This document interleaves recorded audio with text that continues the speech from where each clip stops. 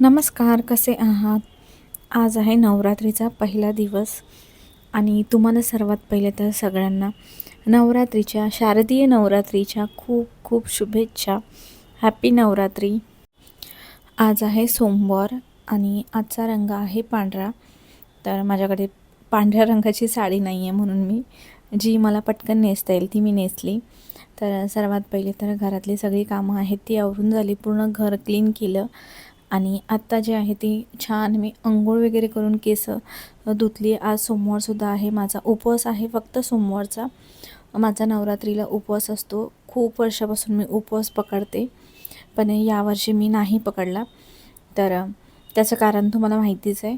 आणि आत्ता जे आहे ती मी देवपूजा करायला घेतली आहे, कारण बाकीचं जे सकाळचं जे आहे ते टिफिन वगैरे तुम्ही बघितलात. सकाळी मी पनीरची भाजी बनवली होती टिफिनसाठी या दोघांसाठी.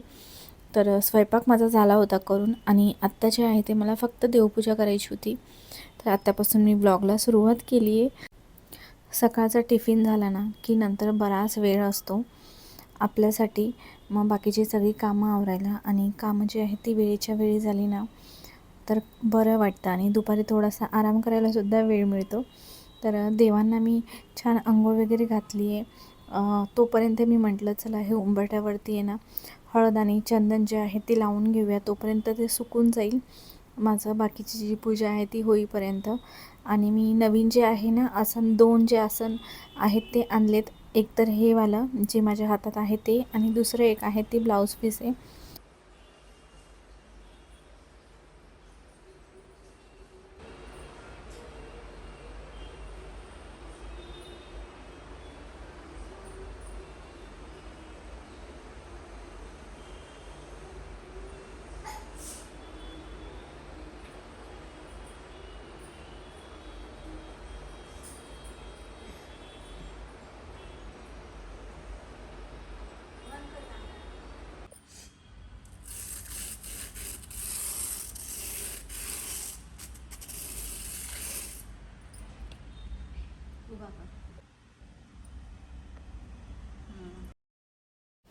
हा रंग खूप छान वाटला. मला वाटलं ह्याच्यावरती फुलं जी आहेत आपण कोणत्याही रंगाची वाहिली ना तर उठून दिसतील, आणि सॉफ्ट आहे, वेल्वेटमध्ये आहे. मी फॅब्रिक जे आहे ते कट करूनच आसन वापरते.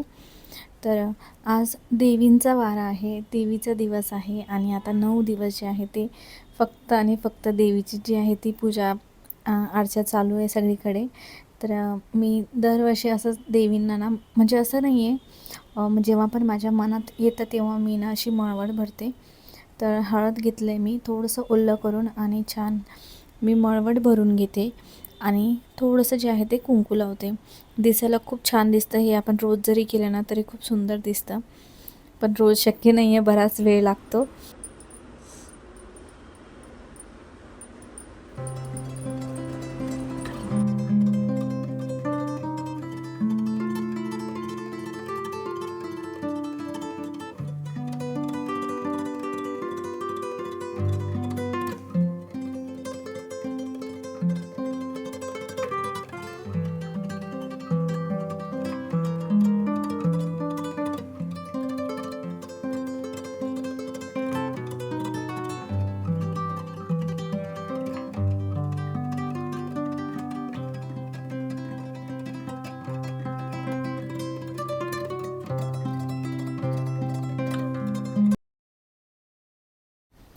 काल मी मार्केटमध्ये गेली होती आणि खूप सारे फुलं, गजरा जो आहे तो मी घेऊन आली होती. आता 9 दिवस तर लागतात त्यासाठी, आणि फुलंसुद्धा सुकून जातात. दुसऱ्या दिवशी मी सगळी जी फुलं आहेत ती काढून घेते. तर माझ्याकडे पांढऱ्या रंगाचं वस्त्र आहे देवीचं, ते नाही आहे. त्यामुळे मी विचार केला की हिरव्या रंगाचं जे वस्त्र आहे माझ्याकडे आधीचंच, तेच वस्त्र मी देवीला घालते. आणि मंगळसूत्र, कोल्हापुरी साज आणि हा मुकुट, तर जास्त काय मी ज्वेलरी वगैरे घालत नाही, आणि नथ आणि गजरा, विड्याची पानं. तर जो मंगल कलश आहे आपल्या मंदिरातला त्याची आपण स्थापना केलेली आहे.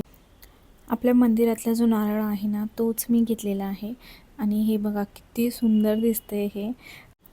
नंतर मला असं वाटलं ह्याच्यामध्ये मी हिरव्या बांगड्यासुद्धा ठेवायला पाहिजे होत्या. तर हिरवा रंग मी ह्याच्यासाठी घेतला की सारखं आपल्याला जे आहे ते बदलायची गरज नाही. देवीचं वस्त्र त्यासाठी 9 दिवस जो आहे तो मी हाच रंग ठेवणार आहे.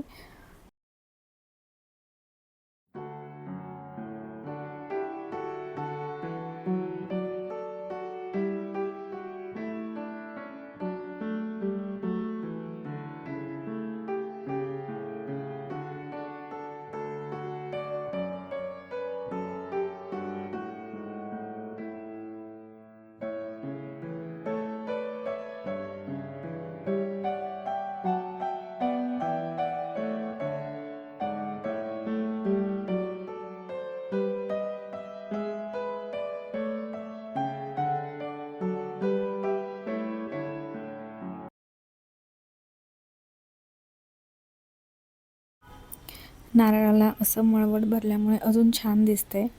आणि हे जे मुकुट आहे ना, हे चिकूचं आहे, जे मी मागच्या वर्षीसुद्धा वापरलं आहे. कधी अशा आपल्या पूजामध्ये ना सजावटीमध्ये उपयोगी पडतं. तर चिकूला मी जेव्हा पण कृष्ण बनवायची तेव्हा मी हा मुकुट घालायची. तर तोच तो मुकुट आहे आणि छान दिसतं, त्यामुळे मी तोच घालते. माझ्याकडे अजून 2-3 आहेत तसे मुकुट, पण ते छान व्यवस्थित बसतं नारळाला. तर हा नारळ थोडासा ना मोठ्या साईजमध्ये, त्यामुळे तो राहत नव्हता तांब्यामध्ये व्यवस्थित.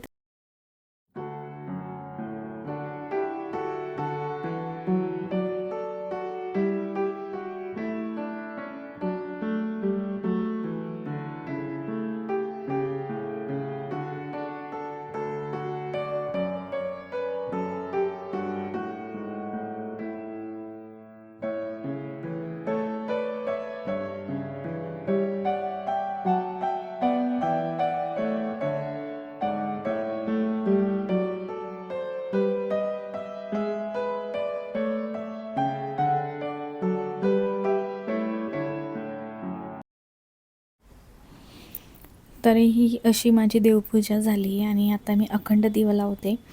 खूपच सुंदर दिसते देवी. मागच्या वर्षी गणेश चतुर्थीला मी अखंड दिवा घेतलेला, जो मी मागच्या वर्षी गणेश चतुर्थीला वापरला आहे. 1.5 दिवस अखंड, आणि श्रावण महिन्यात 1 महिना कंटिन्यू जो आहे तो दिवा पेटत होता, आणि नवरात्रीत 9 दिवस. तर मला या दिव्याबद्दल बऱ्याचदा विचारलं होतं, तर ह्याच्यामध्ये मी डिटेल व्हिडिओ केलेला आहे याच्यावरती. तर हा दिवा मी वापरला आहे, त्यामुळे हा दिवा कसा आहे, काय ह्याचे बेनिफिट्स आहेत, हे सगळं मला माहिती झालं आहे. आणि हा दिवा मला तरी खूप आवडतो. याचा खूप चांगला उपयोग होतो आहे मला, आणि खूपच छान दिवा आहे. आणि यावरती मी डिटेल व्हिडिओ केला आहे, त्याची लिंक देते मी, जर तुम्हाला कोणाला घ्यायचं असेल तर.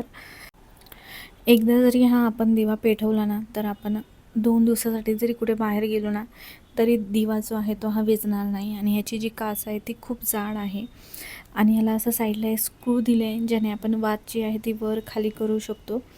तर अखंड दिवा जर तुम्ही लावत असाल नवरात्रीमध्ये, श्रावण महिन्यात, किंवा कोणत्याही पूजेमध्ये आपण अखंड दिवा लावतो, तर हा दिवा खूप खूप उपयोगाचा आहे. आता तर मार्केटमध्ये भरपूर दिवे आलेत. मी जेव्हा घेतला होता तेव्हा मी असेसुद्धा बघितले होते, पण मला हा दिवा हवा होता. तर मी हा थोडासा महाग आहे, मी हा 3100 रुपयाला मी घेतलेला. हां, अशीच काहीतरी प्राईज होती. मला तरी आठवतं आहे हीच प्राईस होती. आणि शेवटी आता मी रांगोळी काढते, कारण मी तिथे उभी राहते ना, तर रांगोळी मोडली जाते त्यामुळे. आणि ही जी बॉर्डरवाली रांगोळी आहे, मी ऑइल पेंटने काढली. तो व्हिडिओ खूप जणांना आवडला, कोणाला आवडली रांगोळी, कोणाला नाही. तर मला तरी छान वाटत होती रांगोळी. तर त्या व्हिडिओला तर सुद्धा खूप छान प्रेम दिलं तुम्ही. त्यानंतर मी माझे स्वामीचे अध्याय, नामस्मरण, तारक मंत्र जे आहे ते मी सगळं करून घेतलं. संध्याकाळी मग निवांत वेळ मिळतो स्वयंपाकाला.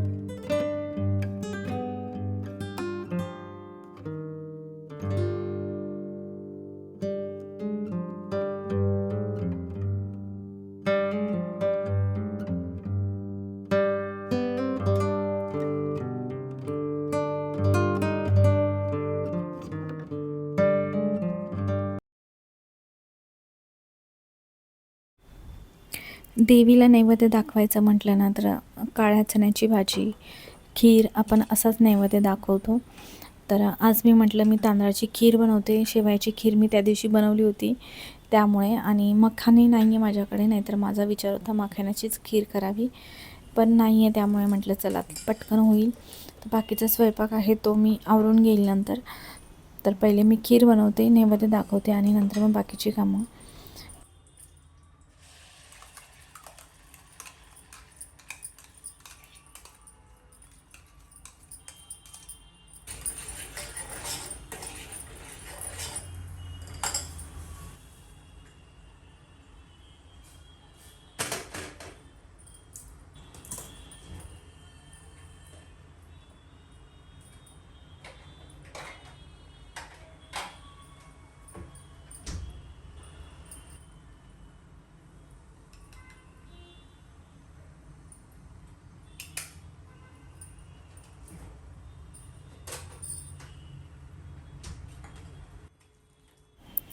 शिजवलेला जो भात होता ना तोच घेतला आहे मी. मिक्सरमध्ये थोडंसं दूध टाकून वाटून घेतलेलं आहे, आणि एका छोट्या पेल्यामध्ये मी थोडंसं केशर टाकलं आहे आणि त्याच्यात गरम दूध टाकलं आहे.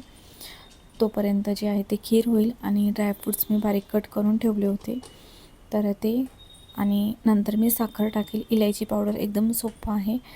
आपण मखाण्याची खीरसुद्धा अशीच बनवतो, फक्त ह्याच्यामध्ये ना आपण तांदळाच्या बदले मखाणे टाकतो तुपात थोडेसे रोस्ट करून.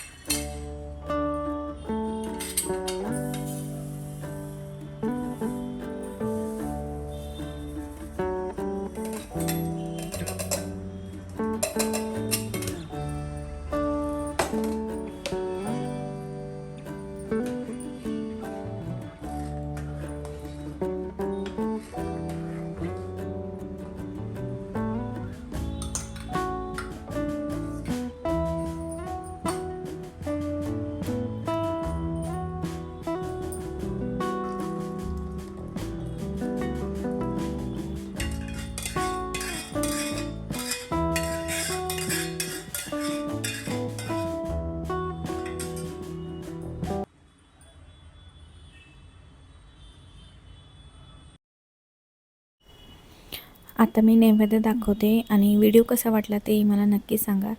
भेटूया अजून एका नवीन व्हिडिओमध्ये. तोपर्यंत बाय.